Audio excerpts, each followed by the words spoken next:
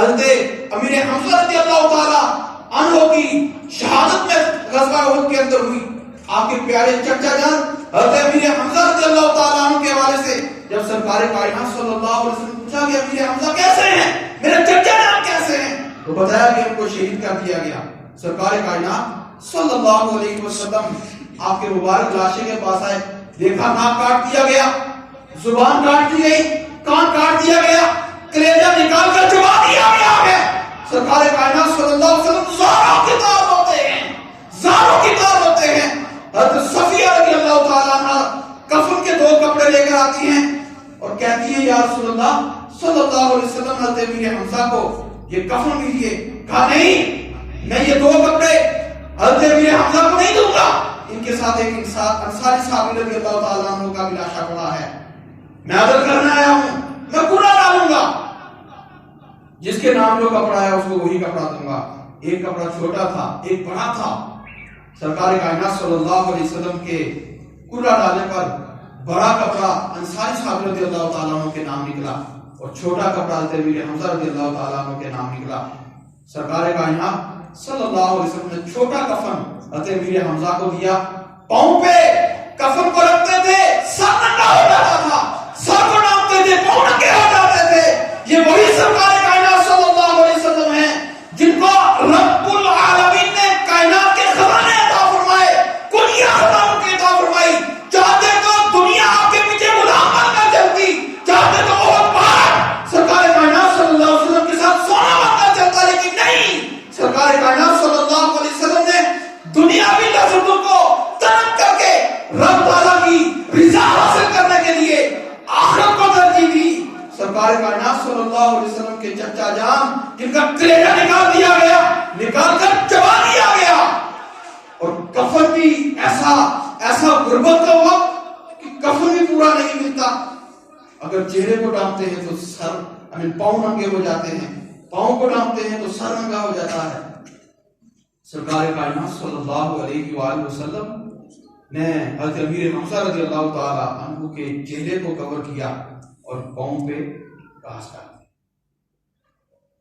سرکار کائنات صلی اللہ علیہ وسلم جب غزوہ احد کے بعد واپس لوٹے تو سرکار کائنات صلی اللہ علیہ وسلم کا جسم ٹوٹ چکا تھا. آپ کو آپ کی سواری سے پکڑ کر نیچے اتارا گیا، آپ کے اندر چلنے کی بھی شکت نہیں تھی. اور غزوے کے بعد بھی آپ فرمایا کرتے تھے، حضرت ہند رضی اللہ تعالیٰ عنہ جو بعد میں مسلمان ہو گئی تھی، میرے سامنے نہ آیا کر مجھے میرے چچا کی یاد آتی ہے. سید الشہداء حضرت امیر حمزہ رضی اللہ تعالیٰ عنہ، یہ صرف یہی نہیں، صحابہ اکرام رضوان اللہ علیہم اجمعین نے کس طرح کے مظاہر برداشت کیے. حضرت خباب رضی اللہ تعالیٰ عنہ ایک دفعہ سیدنا فاروق اعظم رضی اللہ تعالیٰ عنہ کے سامنے موجود تھے، آپ کی پیٹھ پر سفید داغ نظر آئے. سیدنا فاروق اعظم رضی اللہ تعالیٰ عنہ نے پوچھا یہ داغ کیسے ہیں؟ کہا فاروق اعظم رضی اللہ تعالیٰ عنہ یہ اس وقت کے داغ ہیں جب آپ تو اسلام بھی قبول نہیں کیے تھے. میں نے جب اسلام قبول کیا تو مشرکین اور کفار مکہ نے جلتے کوئلوں پر مجھے لٹا دیا، میرے جسم کی چربی جل کر کوئلوں کو بجھا دیا کرتی تھی. یہ وہی داغ ہیں. سیدنا عمر فاروق اعظم رضی اللہ تعالیٰ عنہ نے کہا وہ خباب اپنی پیٹھ قریب کیجیے، میں تمہاری پیٹھ کو چومنا چاہتا ہوں. یہ وہ پیٹھ ہے جس پر جو زخم اسلام کی وجہ سے آئے. آج بڑی آسانی سے ہمیں اسلام مل گیا، بڑی آسانی سے ہم اللہ اکبر کی صدائیں سنتے ہیں، بڑی آسانی سے نمازیں پڑھتے ہیں. وہ وقت بھی یاد کرے جب مسلمانوں کو طواف کعبہ کی اجازت نہیں تھی، جب مسجد الحرام کے اندر نماز پڑھنے کی اجازت نہیں تھی. وہ وقت بھی یاد کریں جب حضرت سمیہ رضی اللہ تعالیٰ عنہ کو مکے کے چوک کے اندر کھڑا کر کے نیزہ مار کر شہید کر دیا گیا. حضرت سمیہ رضی اللہ تعالیٰ عنہ اسلام کی پہلی شہیدہ تھی. وہ وقت بھی یاد کرو جب حضرت عمار بن یاسر رضی اللہ تعالیٰ عنہ پہ ظلم کیا گیا، آپ کو تپتے ریت پر لگا کر اوپر سے پتھر رکھ دیا گیا، ظلم و ستم کے پہاڑ رہا گئے. سرکار کائنات صلی اللہ علیہ وسلم گزرے، فرمایا ہوا یاسر تم صبر کرو، تم صبر کرو، میں تمہیں جنت کی بشارت دیتا ہوں. سبحان اللہ. اسلام آج تو بڑی آسانی سے ہم اسلام کی بات کرتے ہیں، اس وقت کو یاد کرو جب صحابہ کرام رضوان اللہ علیہم اجمعین نے صبر کیا، مظالم پر ظلم و ستم برداشت کیا، اور سرکار کائنات صلی اللہ علیہ وآلہ وسلم کی طائف کے میدان کی بات میں آپ کو سنا رہا تھا. سیدہ فاطمہ، سیدہ عائشہ صدیقہ طیبہ طاہرہ رضی اللہ تعالی عنہا نے عرض کی یا رسول اللہ، کیا اس احد کے دن سے بھی کوئی بڑا دن اور مصیبت والا دن آپ پہ گزرا ہے؟ تو سرکار کائنات صلی اللہ علیہ وسلم نے کیا ارشاد فرمایا؟ ہاں عائشہ، غزوہ احد کا دن بڑا ہی مشکل دن تھا. میرے چچا بھی شہید ہو گئے، صحابہ کرام بھی شہید ہو گئے، میرا باپ بھی شہید ہوا، لیکن اس سے بھی سخت ترین دن تو طائف کا دن تھا. جب میں طائف کے میدان کے اندر طائف کے سرداروں کو اللہ کی وحدانیت کی طرف بلانے کے بعد باہر نکلا، انہوں نے اوباش نوجوانوں کے ہاتھوں میں پتھر دے دیے، مجھے پتھر مار رہے تھے، میرا جسم خون سے بھر چکا تھا، لہو لہان تھا، میرے سیدھے پاؤں پہ پتھر مارتے تھے، میں اس کو اٹھا لیتا تھا، میرے بائیں پاؤں پہ پتھر مارتے تھے، میں اس کو بھی اٹھا لیتا تھا، پھر میں درد سے تکلیف سے زمین پر بیٹھ جاتا تھا، وہ میرے جسم پر پتھر مارتے تھے، مجھے لہو لہان کر دیا تھا. میں پناہ لینے کے لیے ایک باغ کے اندر داخل ہوا، میں نے وہاں پر پناہ لی. عائشہ، وہ دن میرے لیے غزوہ احد سے بھی بڑھ کر تکلیف تھا.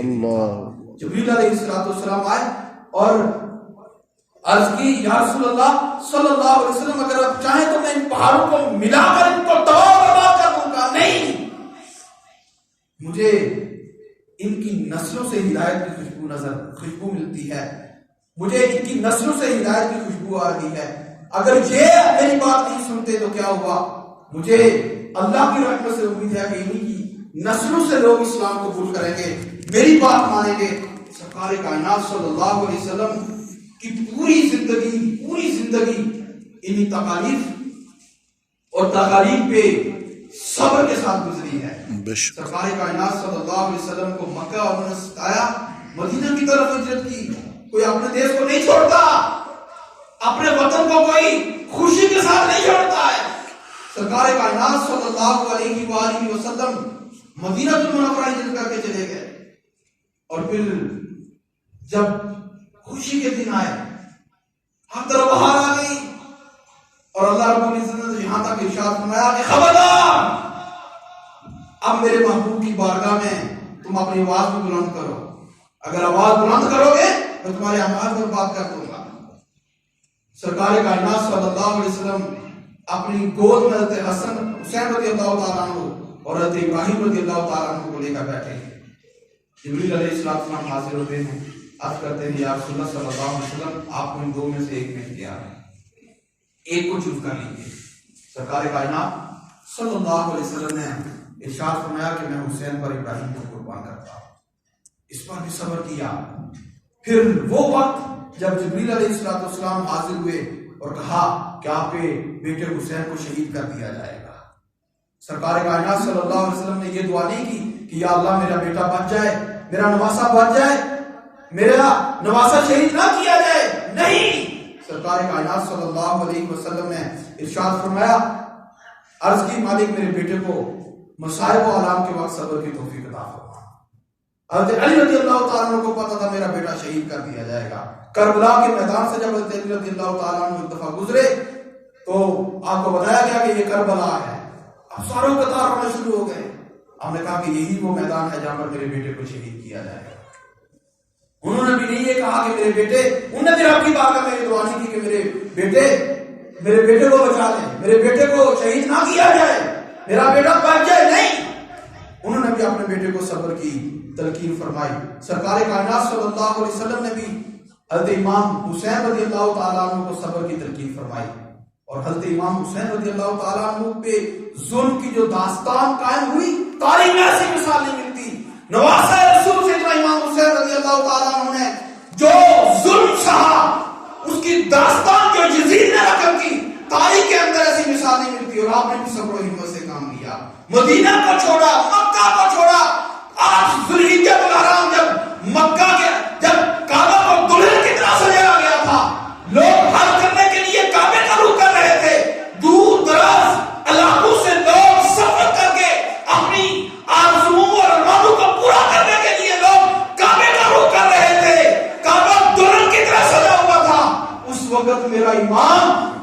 سیدنا امام حسین رضی اللہ تعالیٰ عنہ کربلا کا رخ کر رہے تھے.